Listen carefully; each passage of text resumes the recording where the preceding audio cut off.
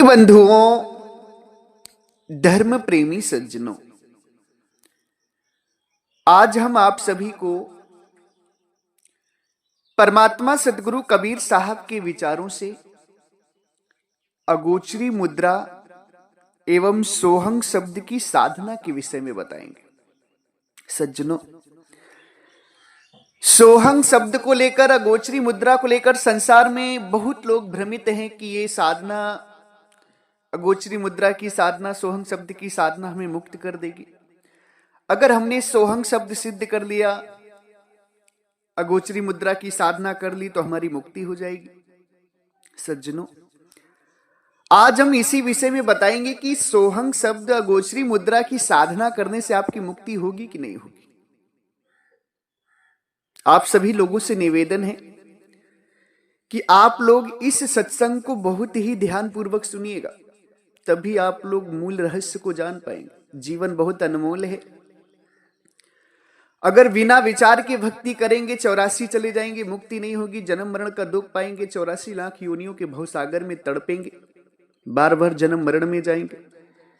इसलिए विचार करके आप कोई भी साधना करें, सही गलत जान लें, ताकि आपका जीवन मुक्त हो सके।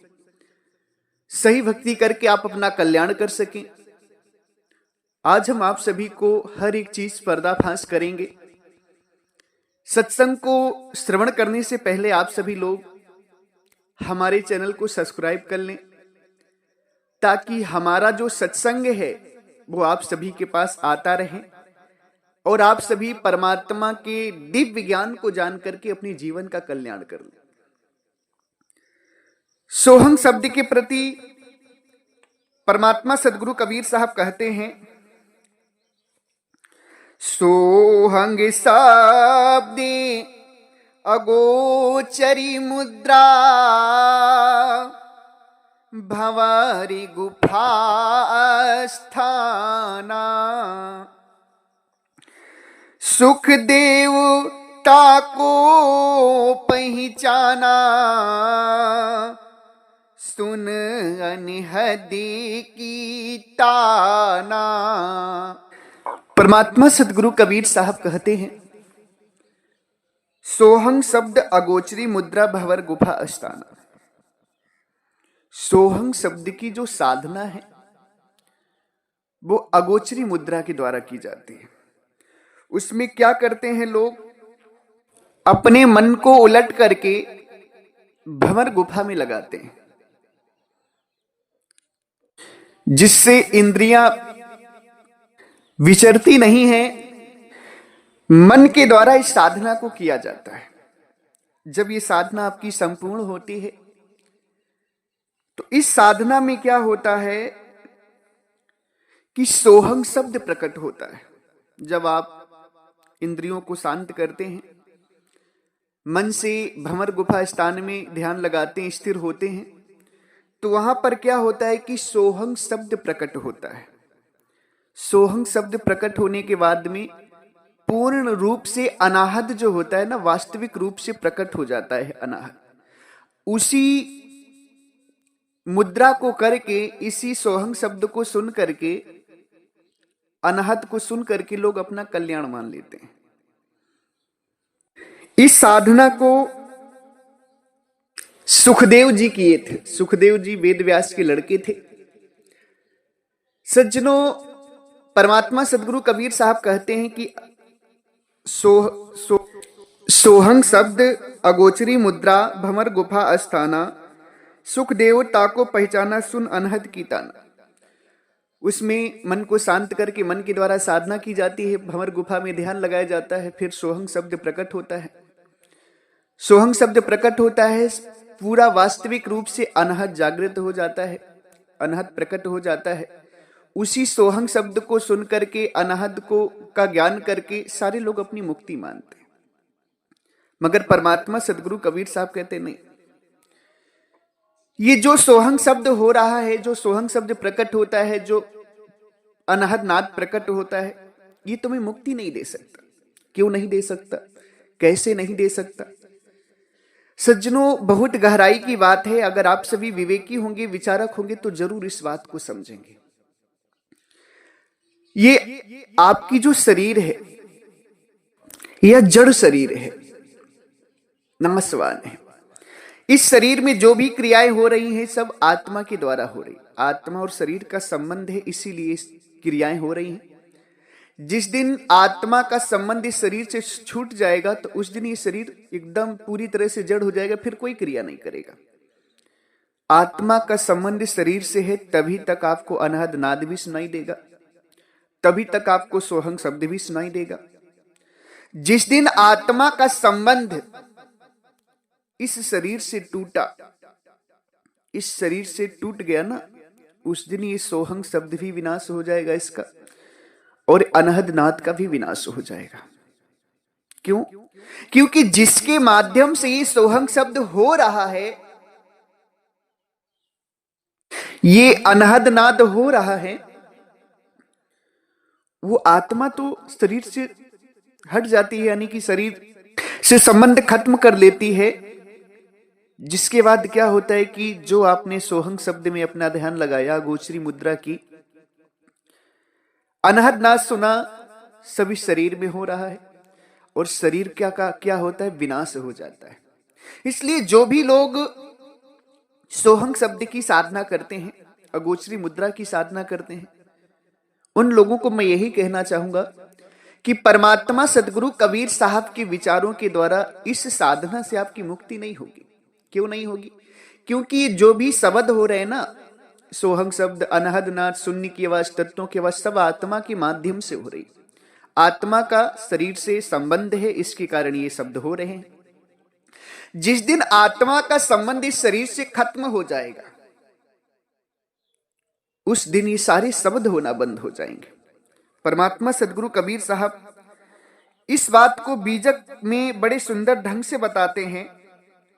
19वीं नंबर रमैनी में साहिब कहते हैं, अनहद अनुभव का करिया साई विपरीत देखहु रे तमाशा।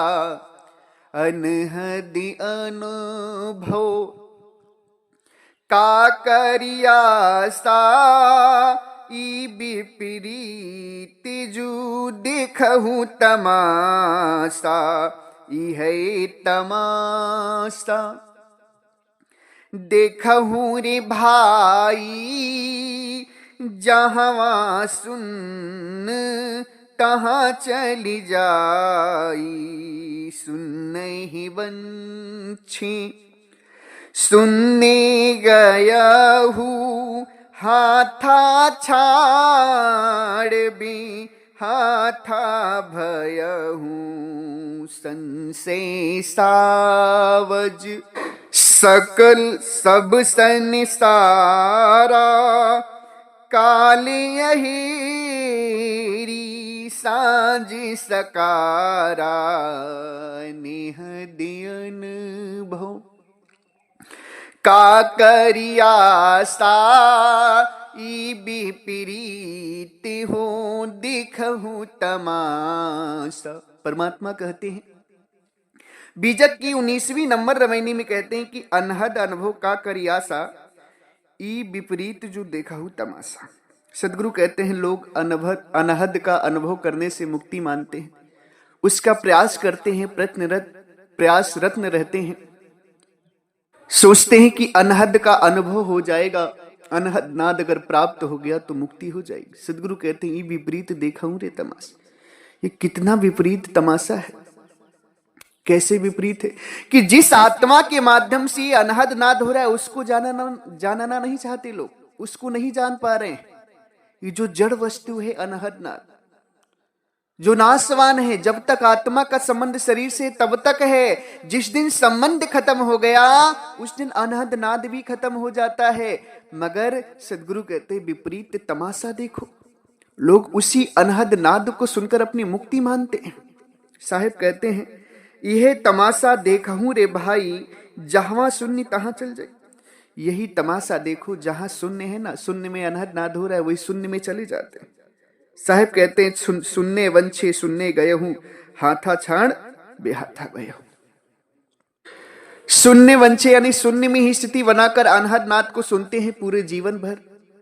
मगर जब आत्मा का संबंध इस शरीर से टूटता है, जब आत्मा इस शरीर को छोड़ती है, तो हाथा छाण बेहाथा वह हूं।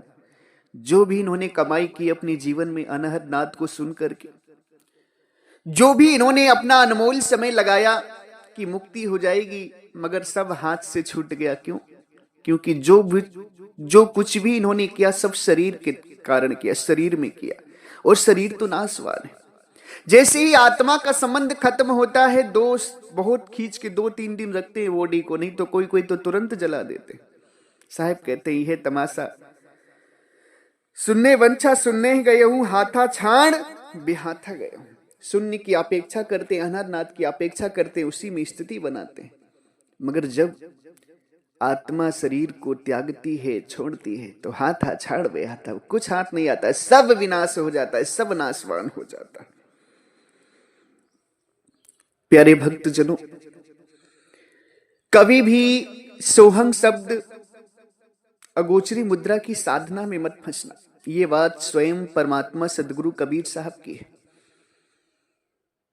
अनहद अनुभव का करी आशा, ई विपरीत देखहु हो तमाशा। अनहद अनुभव का आस करके मुक्ति मानते हैं। साहब कहते विपरीत तमाशा देखो संसार का। विपरीत कैसा है कि जिस आत्मा के द्वारा शब्द हो रहा है ये ब्रह्मांडी, उसको नहीं जान रहे, जड़ चीज को पकड़ लिए, नाशवान चीज को पकड़ करके बैठ गया है ये चीज। जब तक आप अपनी आत्मा को नहीं जानेंगे और आत्मा को जान करके परमात्मा को नहीं जानेंगे, तब तक आपकी मुक्ति नहीं होगी, तब तक आपकी मुक्ति नहीं होगी। अगर मुक्ति पानी है तो सतगुरु कबीर साहब कहते हैं, आत्म चीन चीन परमात्म संति कहावे सोई।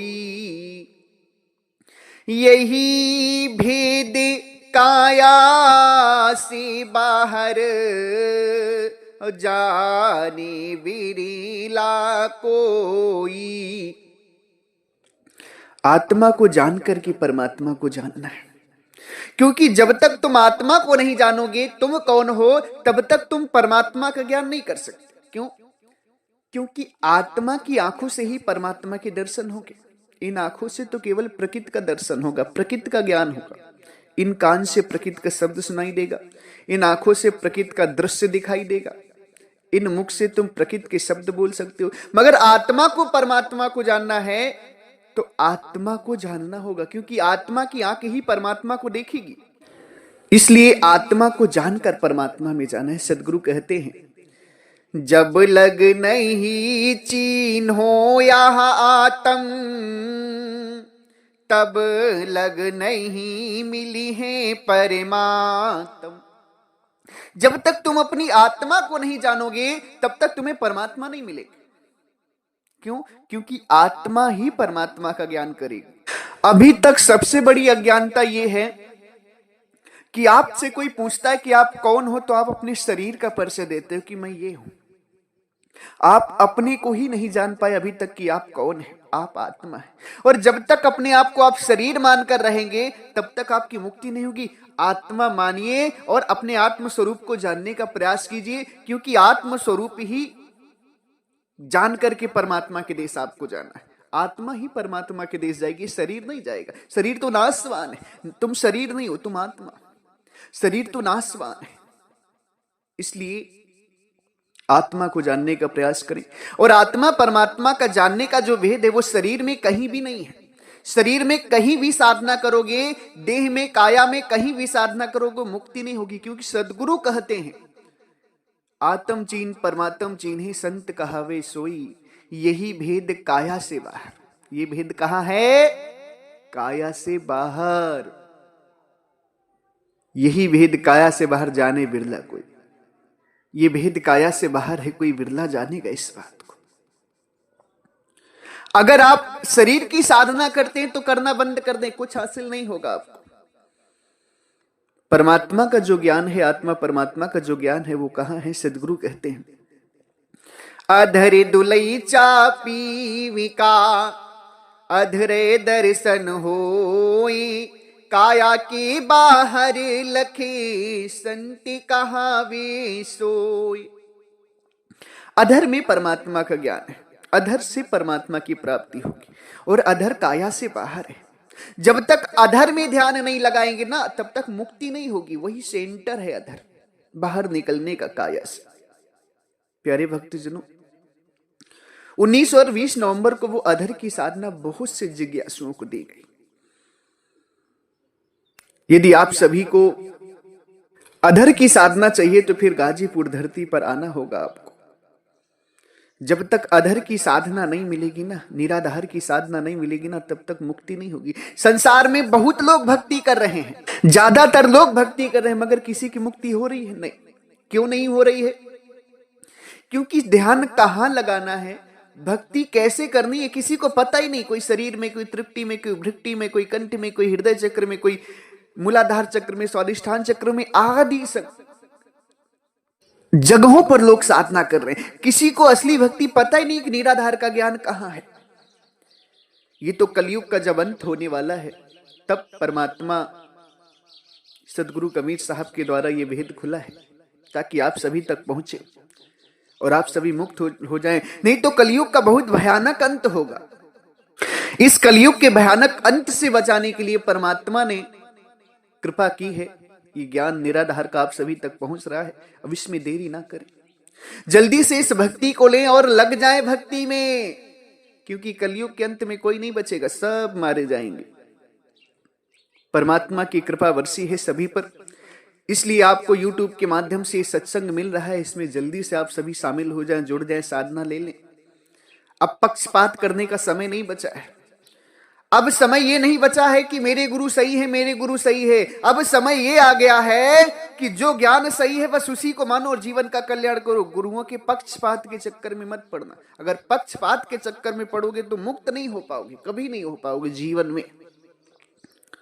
पक्षपात में मत पड़ना। साहिब कहते हैं, पच्छा पच्छी के कारणे सब जग रहा भुलान, निरपच होके हरि भजे पावे पद निर्वाण। लोग झूठे गुरुओं का भी पक्ष पकड़ लेते हैं। उसके गुरु ने निराधार का ज्ञान नहीं दिया, फिर भी पक्ष पकड़ते हैं कि गुरु है, क्या करें। नहीं, ज्ञान गुरु होता है, कोई शरीर गुरु नहीं होता है। जहां ज्ञान मिले वहां गुरु बनाओ। साहिब कहते हैं, ज्ञान मिले तो गुरु बनाओ, चित्त मिले तो चेला, और मन मिले तो मित्र बनाओ, वरना रहो अकेला। ज्ञान मिले तब गुरु बनना। पक्षपात मत करो। पक्षपात करने में जीवन नष्ट हो जाएगा, फिर 84 चले जाओगे। फिर वो झूठे गुरु आपको 84 में मुक्त करने नहीं आएंगे। मुक्ति तो परमात्मा के असली ज्ञान से मिलेगी, इसलिए परमात्मा का असली ज्ञान प्राप्त करने की कोशिश करें आप सभी। इसी संदर्भ में आप सभी विवेकी भक्त हंस जनों को सदगुरु परमात्मा का पूर्ण सिद्धांत, पूर्ण ज्ञान बताने के लिए हमारे आश्रम से 5 किताबें प्रकाशित हैं, 5 ग्रंथ, जिसमें बीजक ग्रंथ है, साखी ग्रंथ है, सदगुरु परमात्मा कबीर साहब की असली बीजक और असली साखी ग्रंथ। उसके साथ साथ बीजक ग्रंथ और साखी ग्रंथ को समझने के लिए 5 किताबें हैं, 3 किताबें और हैं। आप जिन भी भक्त हंस जनों को अगर विवेक जागृत करना है, परमात्मा के असली ज्ञान को जानना है, तो आप लोग इन ग्रंथों को अवश्य पढ़ें। बहुत ही अद्भुत ग्रंथ हैं। एक बार पढ़ लेंगे सारा भ्रम दूर हो जाएगा, पूर्ण ज्ञान हो जाएगा। बस साधना बचेगी करने के लिए, बाकी सारे संशय खत्म। इसलिए सभी लोग उन ग्रंथों को जरूर मंगवाएं और जरूर पढ़ें। इसी के साथ हम अपनी वाणी को विराम देते हैं। अगर हमारी वाणी वचनों द्वारा, शब्दों के द्वारा आप सभी किसी भी संत, महापुरुष, भक्त हंस जनों को कष्ट लगा हो या दुख लगा हो,